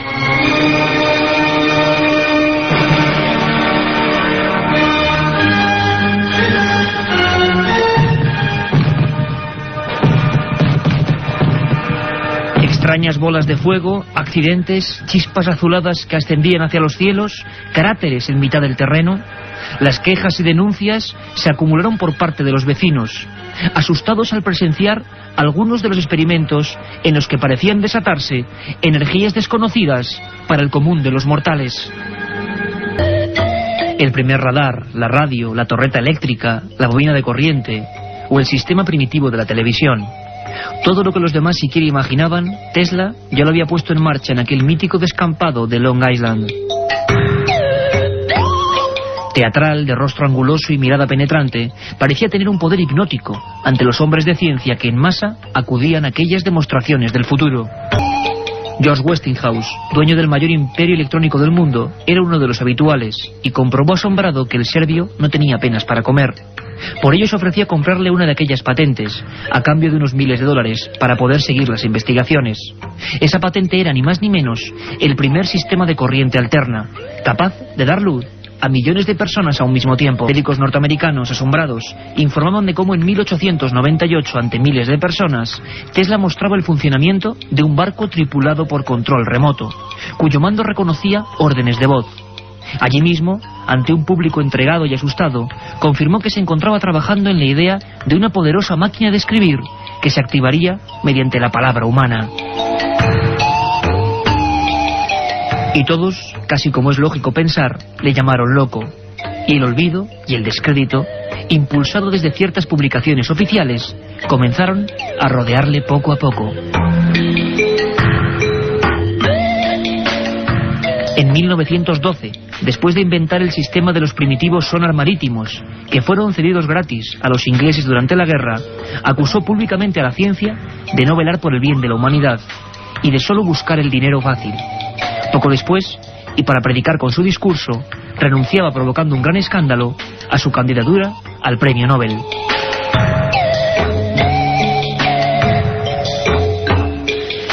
Sin embargo, a pesar de su aparente talante pacifista, sabemos, gracias a los pocos documentos que se han podido recuperar sobre su persona, que Tesla pasó años en busca de un extraño ingenio, que catalogó como el rayo de la muerte.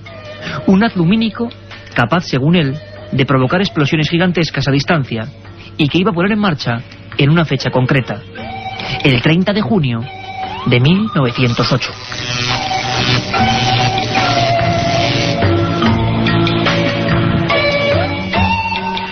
Y justo en esa fecha se producía en el corazón de Siberia, junto a la ribera del río Tunguska, la detonación más colosal de todos los tiempos, superior 50 veces a la bomba de Hiroshima, y que arrasó un bosque de 3.000 kilómetros cuadrados, sin que se encontrase jamás meteorito o artefacto alguno. ¿Acaso fue el rayo de la muerte de Nikola Tesla?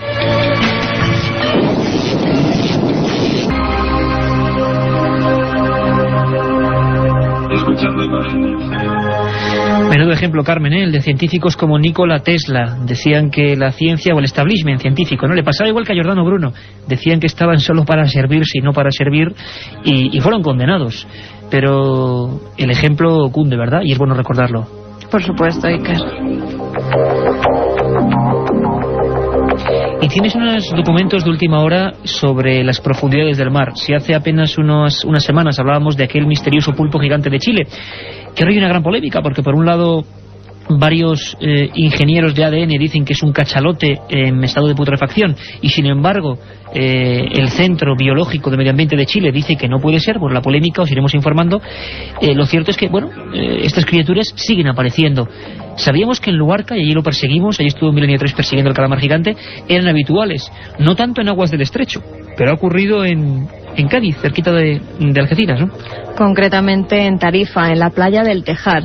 Esta noticia me recordaba a ese barco científico con el que exploramos las aguas de Luarca, con el que estuvimos allí pues con muchísimos buenos amigos, con zoólogos muy prestigiosos, y al que por desgracia no pudimos ver. Pero en este caso la Guardia Civil... Bueno, cuidado, lo vimos sacándolo del agua, ¿te acuerdas? Eso sí, estuvimos incluso con los micros dando en el calamar gigante, sí, que acaba de rescatar el barco. Eso luego uno no se acuerda, pero porque era todo muy deprisa, pero acabamos de sacar el reportaje y los amigos que nos seguís desde el año pasado lo recordaréis, tocando con un micro, no sé se ha hecho este micrófono amarillo tocando el cuerpo del calamar gigante, y era impresionante ver salir ese monstruo izado por las grúas de los barcos. Y esto ha pasado en Cádiz, ¿no? En este caso, el Seprona de la Guardia Civil de Tarifa ha localizado en la playa que he comentado antes del Tejar, en la localidad de Tarifa, Cádiz, una especie de calamar gigante, un Architeutis dux. Tiene 5,14 metros de longitud y un total de 45 kilogramos de peso. Nos lo cuenta todo nuestra compañera Belén Vivanco desde Radio Algeciras. En la playa tarifeña del Tejar, el Seprona de la Guardia Civil ha encontrado un calamar gigante de 5,14 metros de longitud y 45 kilos. Es el primero de estas características del que se tiene conocimiento en 23 años en aguas del estrecho. Tras recoger muestra de su tejido, ventosas, pico y estómago, esta hembra inmadura de calamar gigante ha sido congelada para trasladarla al Centro Oceanográfico de Málaga. Allí será estudiado y pasará a formar parte de su colección de organismos marinos. Es el tercer ejemplar del que se tiene constancia en el mar Mediterráneo.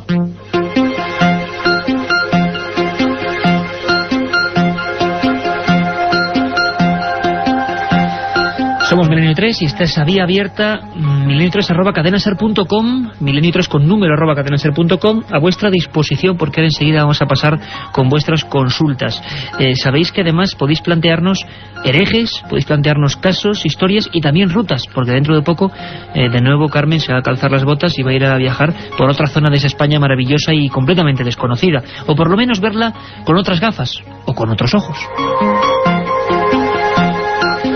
Es un tiempo en el que cualquier cosa es buena, y ahí vemos las campañas de tráfico para reclamar atención, por favor, en las carreteras. Parece mentira, producto también del absurdo humano, cómo nos podemos dejar la vida en esas pistas de asfalto, ¿no? Algo habrá que hacer. Tendrá que salir un científico para inventar alguna otra cosa, esperemos, porque la sangría es terrible. Y solo hace falta una cosa, o por lo menos ayuda, precaución, atención, por mucho que estéis escuchando Milenio 3, por favor, ojo al volante. Vamos a recordar una historia que pasó en carreteras, en una muy concreta. Tuvo tan mala fama y tuvo un montón de fenómenos extraños que se le llamó carretera de la muerte, ni más ni menos. Nos lo cuenta Carlos Barroso, que con su impulso habitual abre ese viejo archivador donde tenemos un montón de secretos clásicos. Nuestro archivo secreto. Muchos meses tuvieron que pasar hasta que un equipo de expertos pudiera determinar por qué el kilómetro 239 de la carretera que une Bremen con Bremerhaven en Alemania tenía un historial tan macabro. Desde su inauguración en el verano de 1929, más de 100 vehículos se habían estrellado exactamente en ese punto kilométrico, en un tramo totalmente recto.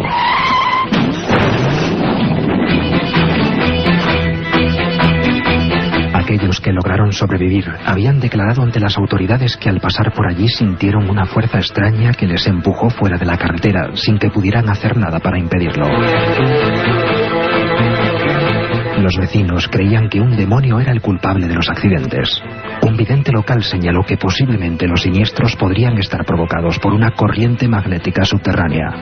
Propuso un método para acabar con ella: enterrar una caja de cobre bajo la carretera, con varios pedazos también de cobre en su interior, en forma de estrella. La caja permaneció enterrada durante una semana y en ese periodo no se produjo ningún accidente. Al ser extraída para comprobar si el método había tenido algo que ver con el final de los siniestros, los 3 primeros vehículos que pasaron por el kilómetro 239 se estrellaron nuevamente. Así que las autoridades decidieron volver a enterrar la caja por siempre jamás. En cualquier caso, para calmar a los vecinos, un sacerdote también acudió a exorcizar la carretera.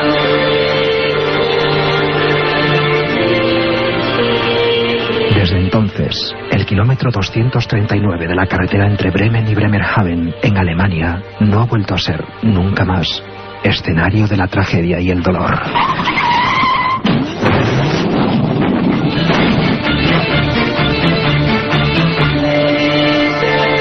Un programa que se sumerge en el otro lado de la realidad. Milenio 3, con Iker Jiménez y todo su equipo en la SER.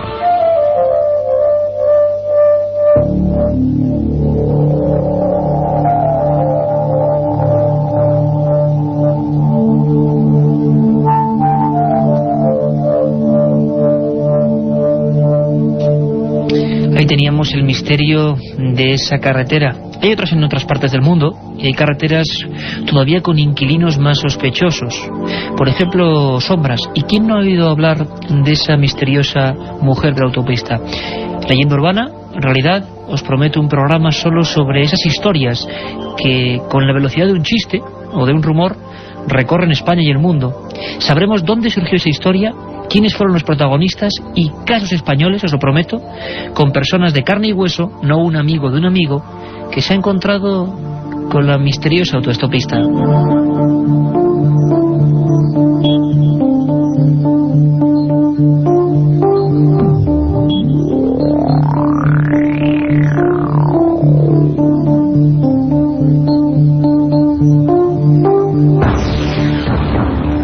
Y es que la carretera sigue siendo un lugar lleno de enigmas, donde ha habido casos tan terribles como el de Maximiliano Iglesias Sánchez, que abrió un telediario en la primera cadena, imaginaros, año 74.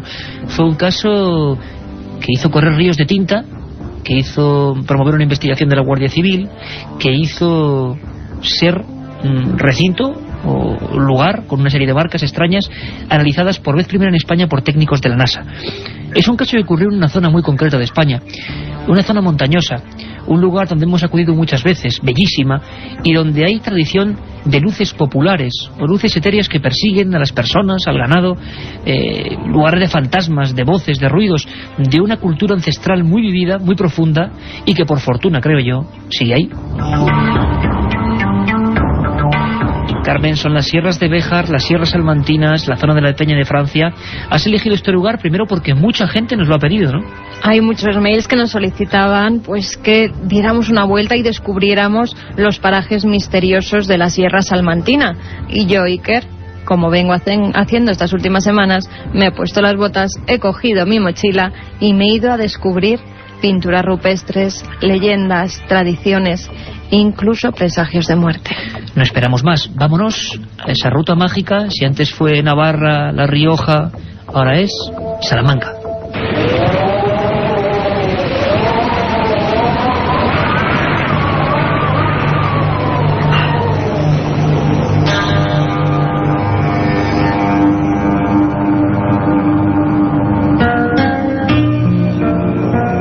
Buenas noches, viajeros.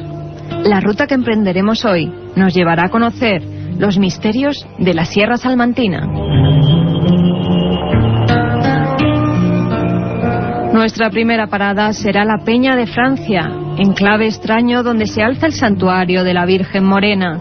Según cuenta la tradición, una imagen que llevaba escondida allí varios siglos fue hallada en la Edad Media por Simón Roland, un joven parisino al que una revelación divina le hizo caminar en busca de una talla de madera que había sido ocultada en una peña muy alta e inaccesible. Todas las noches escuchaba una voz que le decía: Simón, vela, vela, y velarás que en el risco más alto tú la encontrarás. Tras muchas aventuras y desventuras, el muchacho llegó a la Peña de Francia, donde una voz sobrenatural le indicó el lugar donde se hallaba la imagen de la Morena. Allí mismo, a 1723 metros de altura, se construyó el santuario, donde aún hoy acuden miles de fieles ante los supuestos milagros que allí acaecen.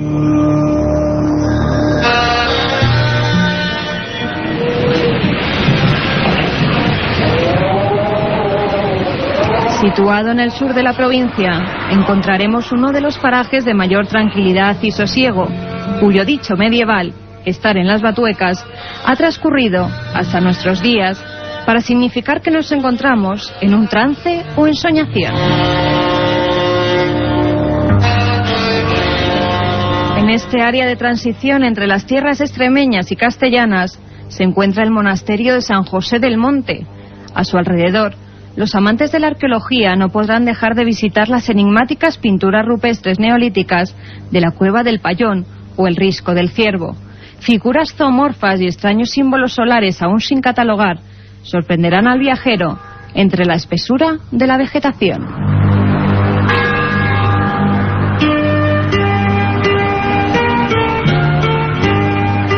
Por estos lares ocurrió uno de los casos más sorprendentes de la casuística OVNI. Un suceso que por primera vez encabezó el telediario en su primera edición.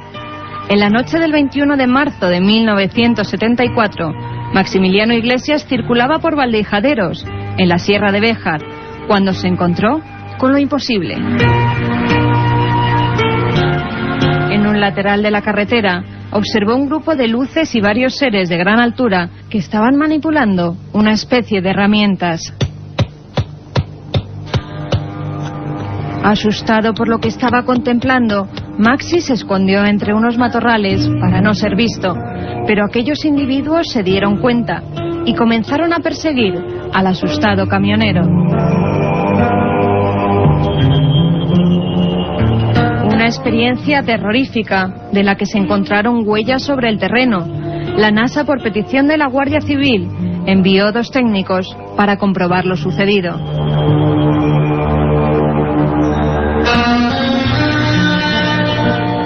Y terminaremos nuestra ruta en La Alberca, enclave fortificado medieval, donde el tiempo parece no haber transcurrido desde hace siglos.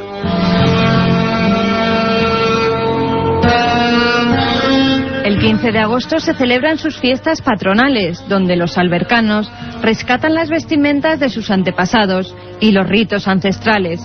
Cuando cae la noche, por sus calles empedradas, surge la figura enlutada de la moza de ánimas, que recorre el pueblo recitando una oración por los difuntos y las ánimas del purgatorio, mientras hace sonar una pequeña campanilla.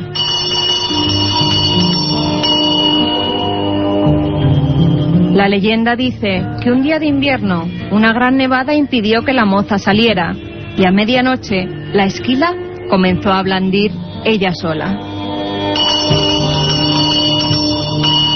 Su sonido llegó hasta los muros de la iglesia, donde se encuentra una hornacina que contiene 2 calaveras. Esta nos recuerda que un día tenemos que morir.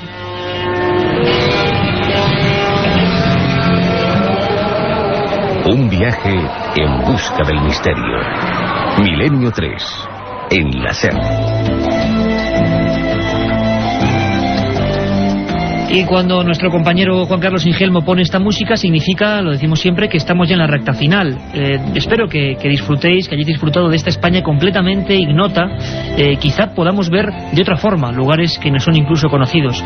Desde luego, un saludo para todos los amigos de la Alberca, de la Sierra de Béjar, de la Peña de Francia. Qué lugar más enigmático. Espero que estén más fresquitos que nosotros ahora aquí en Madrid, pero sin duda uno de los enclaves mágicos más poderosos de este país. Herejes, rutas, noticias, documentos, testimonios y ahora, por supuesto, algo esencial. Vuestras preguntas, Carmen, las han enviado a milenio3@cadenaser.com y nos es imposible, por supuesto, nunca dar todas, pero vamos seleccionando, ¿no? También, ante todo, dar las gracias a todos esos amigos que nos habéis enviado cartas a Milenio 3, Cadena Ser, Gran Vía 32, octava planta, 28013 de Madrid. Repite, Carmen, porque la gente quiere enviarnos un montón de cosas y vamos a ver si pueden tomar lápiz y papel. Programa Milenio 3, Cadena Ser, Gran Vía 32, octava planta, 28013 de Madrid. Mientras hacíamos el programa, a través del mail, Eduardo Bidondo nos ha escrito y nos dice: hola, soy un oyente navarro de 15 añitos y a pesar de mi edad me interesan mucho los temas de posesiones o de sucesos como el del bar. Mi pregunta es, ¿existe alguna forma exacta de identificar un espíritu? Y si existe, ¿hay alguna forma de lograr que el ente se vaya? Que sepamos, el hombre todavía no ha podido identificar nunca un espíritu. O sea que, bueno, estamos en ello. Solo tenemos indicios y cosas extrañas. Pero te aseguro que todavía hoy nadie ha podido conocer, saber, identificar su naturaleza. Félix Rivera nos dice: felicidades por el programa, me gustaría que un día lo dedicaseis al Cristo de Palencia. Hombre, ese Cristo enigmático donde los haya, que provocó varios procesos judiciales en el siglo XV y XVI, que fue recogido en el siglo XIII y que está hecho con piel humana y que algunos biólogos y, bueno, personajes importantes dentro del mundo de la antropología hablaban de que era una momia, el Cristo de Palencia, envuelto además de un sinfín de enigmáticos sucesos. Haremos un programa sobre él, y ahora mismo nuestro compañero Juan Carlos Ingelmo nos hablaba de otro Cristo misterioso. Por lo tanto, nunca hay casualidad, haremos un programa sobre esas figuras. Hay muchas: Palencia, Orense, el Cristo de Limpias. Bueno, ¿cuáles son sus misterios? Un tema que te apasiona, Iker, y por el que nos pregunta nuestro amigo Alberto. Hola, Iker, mi pregunta es si me puedes decir algo sobre el hombre pez de Liérganes. Pues uno de los más increíbles, maravillosas y fascinantes historias del hombre pez de Liérganes, que hizo que nada, pues un cualquiera, ¿verdad?, el doctor Gregorio Marañón, ni más ni menos, le dedicase un libro a un supuesto hombre que vivió bajo las profundidades del mar. Si vais a Liérganes, a ese pueblecito maravilloso de la costa santanderina, o cerca de la costa santanderina, veréis que hay un paseo y hay un monumento, y en vez de haber un monumento a un alcalde, a un político, cosa que me parece muy bien, viendo cómo están las cosas, hay un monumento al hombre pez, a ese hombre con escamas que vive en el agua y que sigue siendo una historia apasionante, investigada por el padre Feijóo y Gregorio Marañón. Un programa aquí, y posiblemente, ojalá, desde Fuerte, nos vemos mañana. Buenas noches, Iker. Mañana nos vemos aquí a las 10 de la noche y luego a las 3 de la madrugada. Con un programa muy fuerte. Os dejamos con una frase para la reflexión y con los servicios informativos de la cadena SER. Un abrazo.